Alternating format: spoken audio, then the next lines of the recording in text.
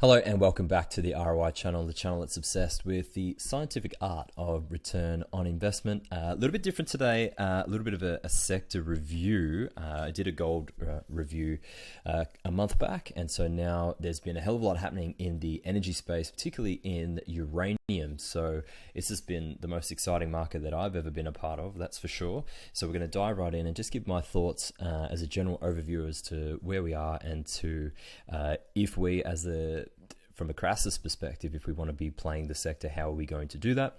Uranium is not something that we have easy access to on eToro, so I'll give you some of my thoughts and some of the positions that I hold, and I hope you get a lot out of it.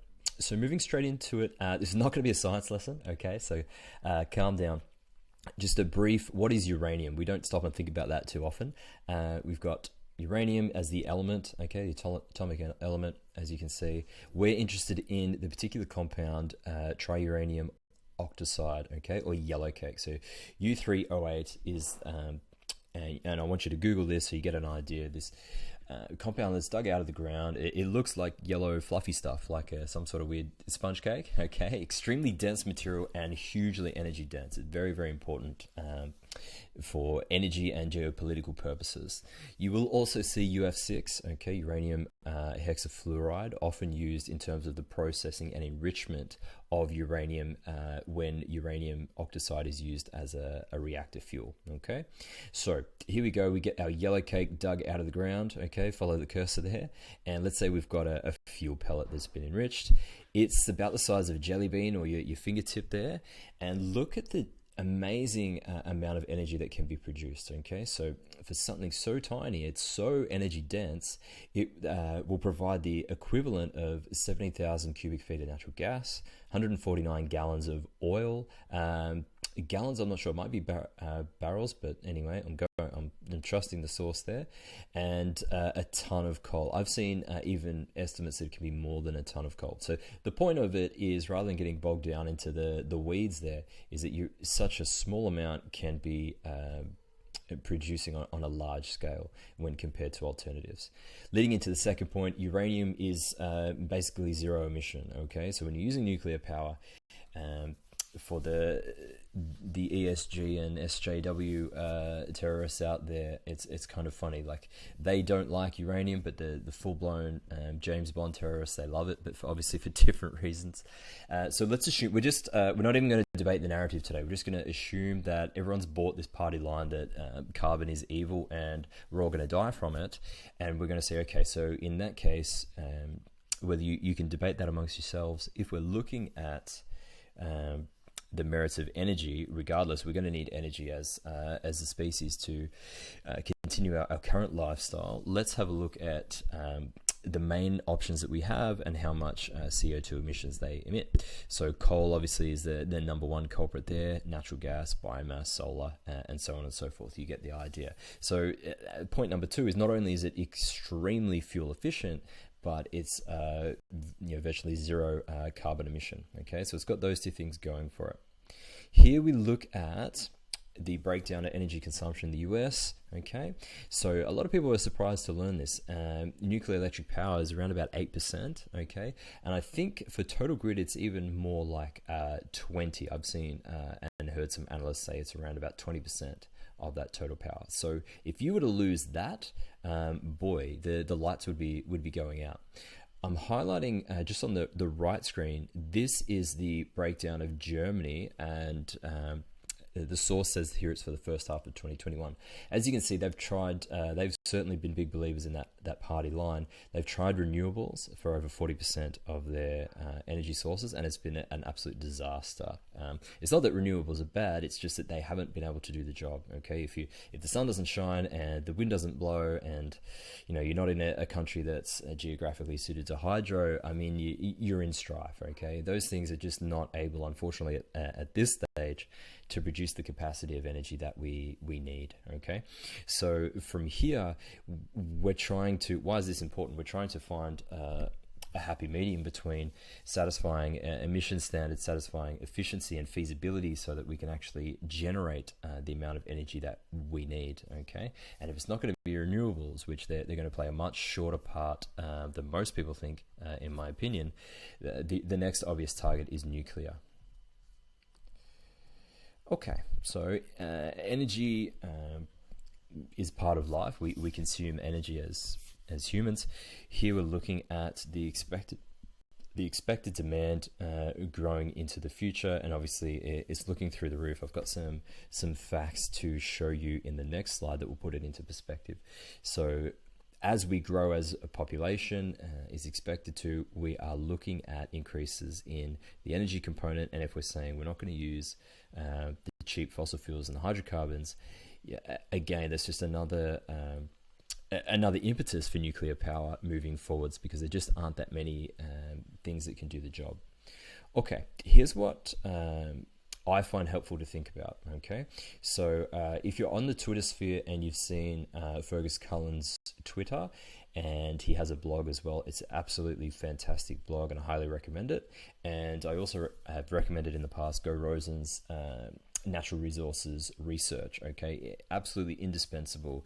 They have completely changed the way that I view energy needs, both geopolitically and also as from an investment thesis standpoint.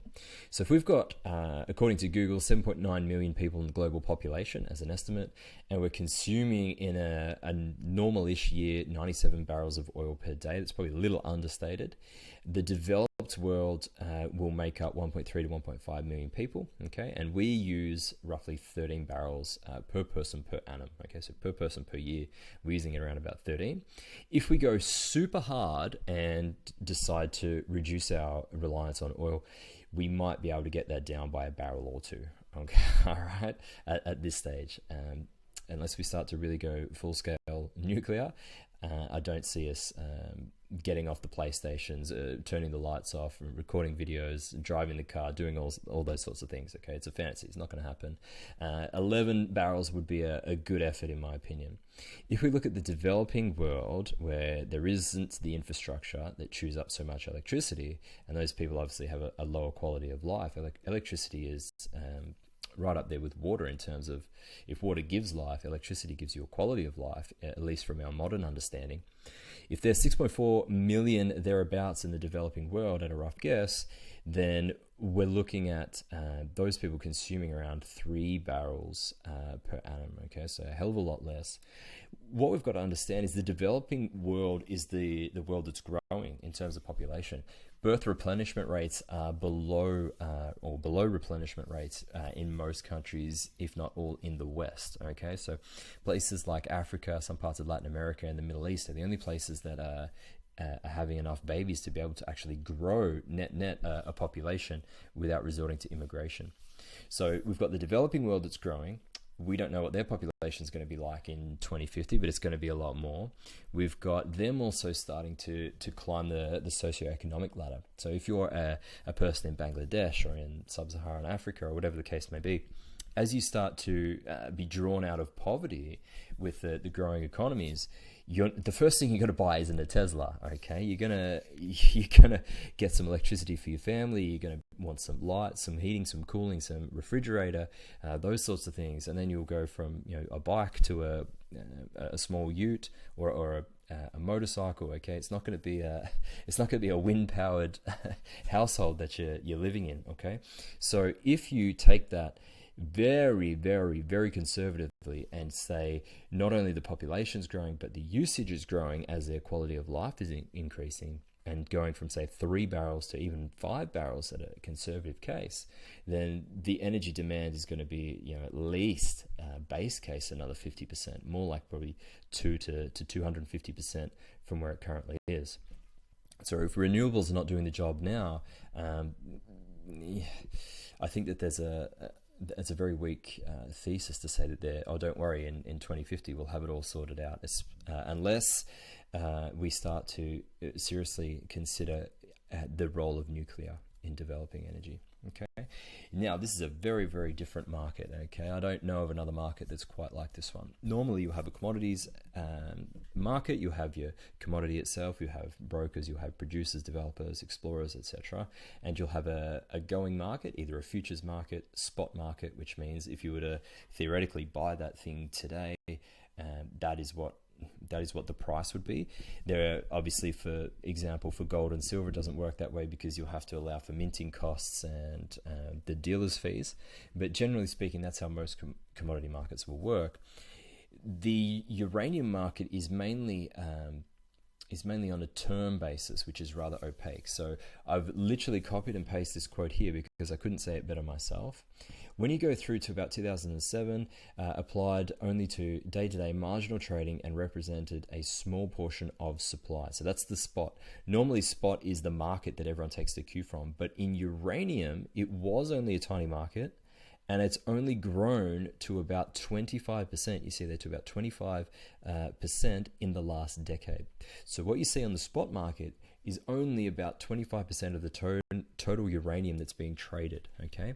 Most of the uranium is traded by 3 to 15 year term contracts with producers selling directly to utilities. So if you are responsible for providing electricity, and part of that is to operate power plants, you will be directly going into long-term contracts with producers like, say, Kazatomprom, Cameco, anyone that's mining uranium, digging it out of the ground, and they are responsible for supplying you with a certain amount of uranium over a certain amount of time at a certain price, and that price can be wildly different to the spot market.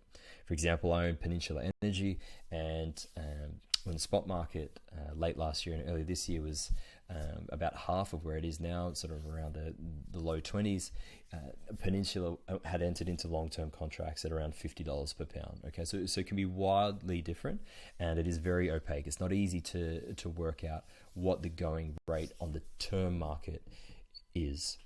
Interesting fact, a lot of term contracts are up for renewal in 2025. And I think another clue that supply is starting to tighten is you're seeing utilities wanting to or being more open to early negotiation for renewal of their contracts. So they're a bit worried that the spot price may rise. That will lead to producers having more leverage when they go to negotiate their terms contract.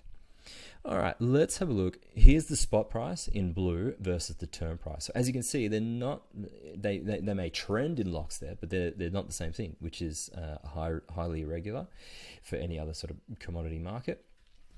As always, supply demand is the big deal when we're talking anything in economics. Really can be broken down to that, but particularly with commodities. So let's start off. Demand is set to explode and that's probably not a good word to use with uranium, but the reasons for which I've mentioned before, we need energy sources, and people for whatever reason have decided they don't like carbon-based and or carbon-emitting and fossil fuels, hydrocarbons. So we're getting to this stage where we need energy, and we're going to have to almost take what we can get. And you've seen a lot of countries going back around to using coal-fired plants, because we're in an energy crisis at the moment in certain parts of the world.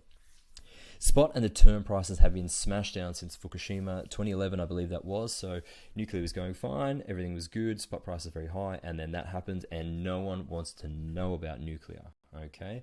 And so there's no demand anymore, okay? It's literally just off a cliff. I mean, obviously it's not literally zero. France and other countries around the world have been using nuclear and relying on it for some time. But when something happens like that, like, it is just baby out with the bathwater. No one wants to know about the commodity. So what happened was companies and utilities have started eating through their initial inventory. So if you are profitable at a certain price, call it $60, you are not going to want to sell your uranium for $10, $20 on the spot market, okay? If that's where it is, you're going to think to yourself, well, we're not going to go to all the effort to dig up that extra yellow cake out of the ground. We're just going to look for whatever we got hanging around. So the above ground stock was used up. That was basically Soviet warheads, okay? They extracted from that and whatever else they had in terms of inventory. Price has been below the cost of production for about a decade now. So 2011, we're in 2021 as I'm recording this. That's what I touched on before. If we're looking at a commodity business, it costs a certain amount of money, the all-in sustaining cost, to pull the commodity out of the ground. If it's a miner, let's say, uranium's no different. For every pound, they've got a certain amount of costs, and for some companies, it might be $40, $50, $60, whatever the case may be. Same deal. If it's costing you $60 to dig up every pound, and you're selling the stuff for something in the mid-teens or $20 a pound, that gets old pretty quick, and you can't do it for too long. So what do? You shut your mine. And when you shut your mine, you start to turn the supply tap off. And when you turn the supply tap off, people continue to use energy, and a certain amount of that is coming from nuclear over the decade. Boom, boom, boom, boom, boom. What's starting to happen to your supply? No new supply coming. It's being eaten up. You start to really be scraping at the bottom of the barrel. And that's why you see commodities with these sort of big trawling S-curves from overabundance to trough and peak to trough and peak to trough. Okay. Demand increasing with energy mandates. Yes, we know that. A small modular reaction is a game changer because people are worried, obviously, about nuclear accidents. Now, I think the probabilities have been overblown. I mean, I don't know who the genius was that decided to build a power plant on, right on the ocean next to, a country like Japan that does have tsunamis and earthquakes. But anyway, I guess we've learnt that lesson. Instead of having big power plants, we have these small modular reactors that are very well designed. And so they're gaining a lot of support rapidly because they're deemed to be quite a lot safer. It's the old adage of diversification. If one particular reactor is compromised, it doesn't require a human, I believe, to monitor it. It has automatically programmed shutdown mechanisms. And so if something is compromised, it will be on a very small scale as opposed to a big nuclear reaction, which is obviously not what anyone wants. Old reactors are coming online again, and new ones are being ordered. China's just ordered 54. Japan is talking about bringing back their reactors. So if Japan are ready to get back on the horse, that means some serious movement is about to happen in terms of the demand side of the market.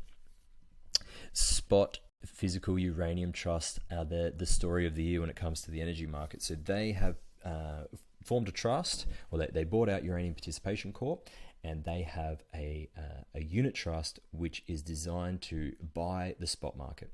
So that is further eating up the supplies. Okay, so they literally have a warehouse, and obviously uranium is not the sort of thing you can just buy and stick under your pillow, but if you want access just to the commodity, you can buy shares or units in the SPUT, okay, the unit trust, and their whole mandate is they get money and they go and they have to buy uranium. They can't do anything else with it, and so they're stockpiling all of this yellow cake, which is huge. Think about that as another supply side pressure. When inventories were already low and the miners aren't going to turn on their mines until they hit a certain level of profitability, then we might be accelerating that supply decrease with the addition of Sprott Physical Uranium Trust.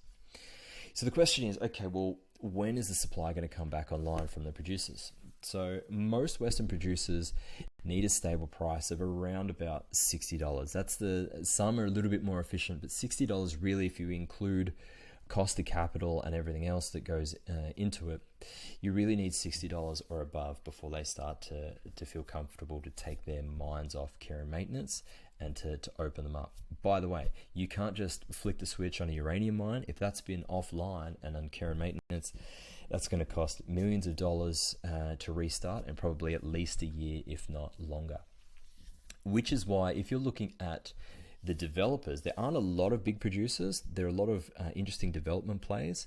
They're going to need more like $80 a pound to get started, and that insight came from John Borshoff, who is the CEO of Deep Yellow and ex-CEO of Paladin Energies.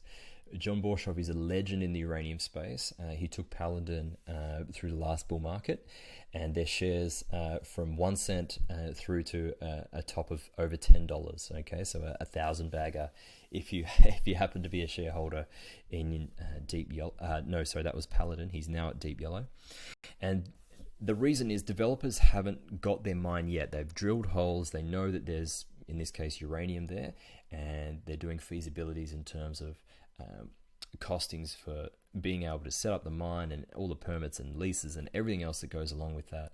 And if they can dig the stuff out and sell it off, how much how much would they need to sell it for in order to make a profit? And John Borshoff is saying these other producers that have already got existing mines, they're just on care and maintenance, they might be able to do it at 60, but the little fellas that are still developing probably need more like 80. Okay, which means for us, if we're confident in the thesis, we got plenty more to go in terms of upside action for the commodity that is uranium. Sprot's modeling has also been upgraded to $60 a pound. So I can't believe that in today's day and age, you can just go on and look at Sprot's modeling. Okay, for some junior projects, you can literally go and look at their research and look at their sensitivity tables and say, what will the net asset value be of this particular company at this price and at this price and at this price and at 1 times net asset value and 2 times and so on and so forth. They've done all that work. It's amazing. Okay, so I use it, and I recommend other people use it. They are they're the mining royalties, really. They know more about the space than anyone. So if they're happy to upgrade from $50 to $60 in terms of financing these projects, then I take that as a really, really big vote of confidence that the spot price is going to continue moving up. Another factor that you need to consider, the fuel costs of a reactor. So if you're a utilities company and you run a reactor that using uranium to power energy, you've got all sorts of different costs. So how much is the actual fuel cost? You got to buy the fuel to put it in the reactor, and it works out to be roughly 6% of reactor expenditure. So you got all this other expenditure, and the thing that's so important, it only makes up 6%.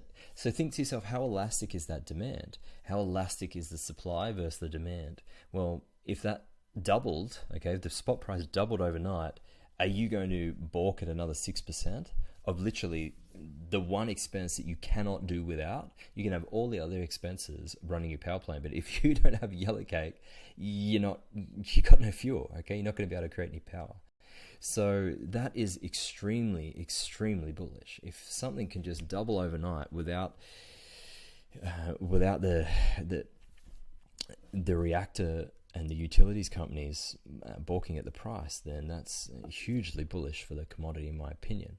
It does make it hard to create a squeeze, though, which is a bit of a narrative going out there. But anyway, we move on. Okay, how to play the sector. I can't tell you what to do. I don't know your specific circumstances, but there are different ways as generalities, if that's the word, and I'll show you how I'm playing it. There's the commodity itself. Okay, now normally you can just go out and buy gold and silver or whatever the case, but uranium, obviously you can't do that. There are two main options. There's yellow cake, listed on the London Stock Exchange, and SPUT, okay, Sprott Physical Uranium Trust. They're listed on the Toronto Exchange. They are listing on the New York Stock Exchange. I believe it's due for February next year, and that will be huge because Toronto is a small exchange, not very liquid, or certainly not as liquid as New York. That's the most liquid in the world. So they're going to be able to attract a lot more investors and issue more units. And guess what happens when they issue those units? They can do one thing with it and one thing only, and that is buy more uranium out of the spot market. So as crazy a ride as it's been for uranium in the last call it 6 weeks, I think it's going to get a lot more interesting into next year. There's the ETFs. They're hit and miss. Some of them don't even. Some of them have uranium companies, but they've got like gold companies and other things in there. So just make sure if you're looking at ETFs like URX, just have a look at what's actually in the basket which you're buying. The biggest producers, Kazatomprom and Cameco. Okay, I own both of these. Kazatomprom is the biggest uranium producer in the world, based in Kazakhstan, and Cameco is, I believe, the second biggest, and they're a Canadian company. So these fellas are I suppose the tier one. If you were to think of it in sort of gold mining terms, these would be the big daddies. This is where I've got a little bit of capital, and small producers that are on care and maintenance. So they have a mine, it's proven, they've dug uranium out before, they've sold it from the same mine, they just put it on care and maintenance. One would be Paladin Energies, which I mentioned earlier, I've sold out of Paladin. I probably sold a bit too early, but I did well, and I wanted to rotate that capital into another play. Then you've got your developers. So you've got Deep Yellow, then there's Boss Energies and Bannerman. So for the Aussies that are complaining that I don't talk enough about Aussie companies, they're all in my portfolio. They're all listed on the ASX, so you can check them out. Deep Yellow and Bannerman are not exploration plays. They've got feasibility, and they've got their mine sites worked out in Namibia, just across the road, so to speak, from Paladins. So it's a very uranium-rich area in a good jurisdiction. Boss Energies in South Australia, so one of the true Aussie plays, if you wish. And those are obviously high rewards, super high reward, but there's high risk. Okay, so it's worth mentioning that there's really only been John Borshoff's crew in the last bull market that took a company from drill holes, okay, so they found that there was uranium in the ground, into actually developing a mine and have it fully operational and functional to sell the yellow cake, okay? So the risk to reward is certainly higher, but just bear that in mind, okay? So Deep Yellow's more a management play. Boss has a super good deposit, as far as I can tell, and is in a good jurisdiction. Same deal with Bannerman, but Bannerman's is a lower density, so it's a lower grade. They've just got a massive area. Then you've got your explorers. I don't own any explorers, okay? So there is, just for an example, Uranium Exploration Corp. I'm not a fan of that company. I don't like the management. I don't, I don't know. For me personally, but hey, you might know more about it than I do. So that would be how you could get exposure as a generality. To compare and contrast all of those, here we have the price action over the last year. So down here is yellow cake. So that's just physically holding the uranium in a uranium trust. Up 72%. Okay, so if you just transferred your fiat dollars that you earned at your job, or whatever the case may be, stored it in some uranium, boom, your purchasing power has gone through the roof. Cameco, triple digits, 127% on the upside. Kazatomprom, the big fella, 168%. Deep Yellow hasn't even sold any yellow cake yet. You've had a double, and if you own Deep Yellow options like I do, the things just went through the roof. It was crazy. Boss Energy, 275% on the upside over the last year, and Bannerman nearly 7.5 times your money if you were willing to play back here in November. So obviously crazy times. Most interesting, exciting, and emotional roller coaster of a market that I've ever experienced, and we're not even getting started.